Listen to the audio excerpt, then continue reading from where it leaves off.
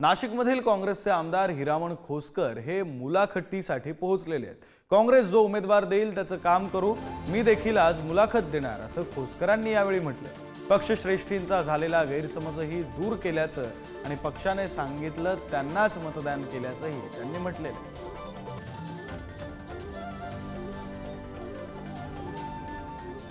जिल्ह्यातील काँग्रेसचे एकमेव आमदार असलेले हिरामण खोसकर हे आजच्या दिवशी काँग्रेसकडनं नाशिक जिल्ह्यातील मुलाखती घेतल्या जात असताना ते देखील उपस्थित आहे। इगतपुरीमधून पुन्हा एकदा निवडणूक लढवण्यासाठी कोणत्या पक्षाकडनं ते उमेदवार असणार अशा स्वरूपाची चर्चा असताना काँग्रेसकडून उमेदवारी मागण्यासाठी तुम्ही आलेले आहात। काय आजच्या दिवशी कुणाल पाटलांसोबत आपला संभाषण झालंय, काय नेमकं म्हणणं मांडणार आहे? आता या ठिकाणी आज उमेदवाराच्या मुलाखती आहे।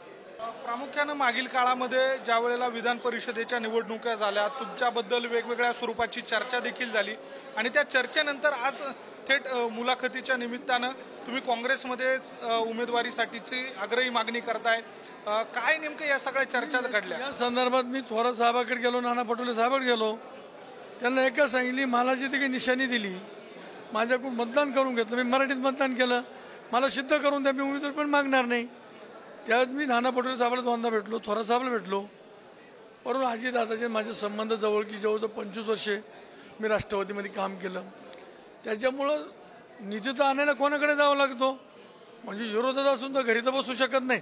जो गैरसमज नेत्यांना झाला होता तो दूर केलाय तुम्हाला असं म्हणायचं? 100% मी दूर केलेला आहे। मी त्यांना सांगितलं, शरद पवार साहेबांकडे जाऊन आलो, पवार साहेबांना सांगितले मला सिद्ध करून दाखवा। व्हिडिओ जर्नलिस्ट जय साबळेसह मी किरण ताजने, पुढारी न्यूज, नाशिक। तर नाशिक जिल्ह्यामध्ये 6 पेक्षा जास्त जागा लढण्याची काँग्रेसची तयारी। 15 जागांवर आज इच्छुकांच्या मुलाखती घेऊन अहवाल पाठवणार। नाशिकात 15 पैकी 6 जागांवर काँग्रेसकडून दावा करण्यात आलाय। नाशिक मध्यची जागा आम्हीच लढणार असंही यावेळी म्हणण्यात आलंय।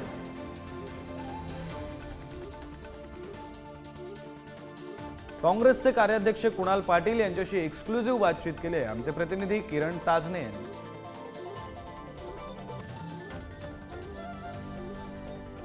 दिवशी मुलाखती होत आहे, एकूणच किती जागांच्या संदर्भातल्या या मुलाखती आहे, किती लोक साधारणपणे इच्छुक आहे?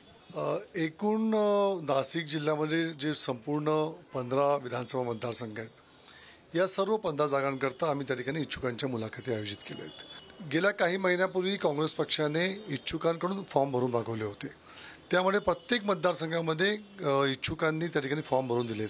ज्या ज्या जागांवरती काँग्रेस पक्षाचे उमेदवार लढतील, जागा वाटप या तिघही पक्षामध्ये झाल्यानंतर ज्या जागांवरती काँग्रेस पक्षाचे उमेदवार लढणार त्या ठिकाणी जो सर्वात सक्षम उमेदवार आहे त्याला तिकीट देण्याकरता आमची ही प्रक्रिया सुरू आहे। विशेषतः 15 पैकी किती जागांवर मागील काळामध्ये आपण निवडणूक लढवलेली होती आणि या वेळेला किती जागांच्या संदर्भामध्ये आपण आता निवडणूक लढवण्यासाठीचा प्रयत्न करताय, किती जागांवर आपला दावा आहे? गेल्या 2019 मध्ये आम्ही 6 जागांवरती निवडणूक लढलो होतो, परंतु ह्यावेळेस आता सर्वच जागांवरती आमच्याकडे फार सक्षम उमेदवार आहेत आणि त्यामुळे आम्ही थोड्या जागा वाढवून मागितलेल्या आहेत आणि त्यामुळे महाविकास आघाडीच्या एकंदर बैठकीमध्ये त्यामध्ये जागा वाटपावर जेव्हा चर्चा होईल तेव्हा त्याच्यामध्ये ठरलं जाईल की नेमकं किती जागा आमच्या काँग्रेस पक्षाच्या वाट्याला येत आहेत आणि त्याप्रमाणे आम्ही आमचे उमेदवार त्या ठिकाणी देणार आहोत। व्हिडिओ जर्नलिस्ट जय साबळेसह मी किरण ताजने, पुढारी न्यूज, नाशिक।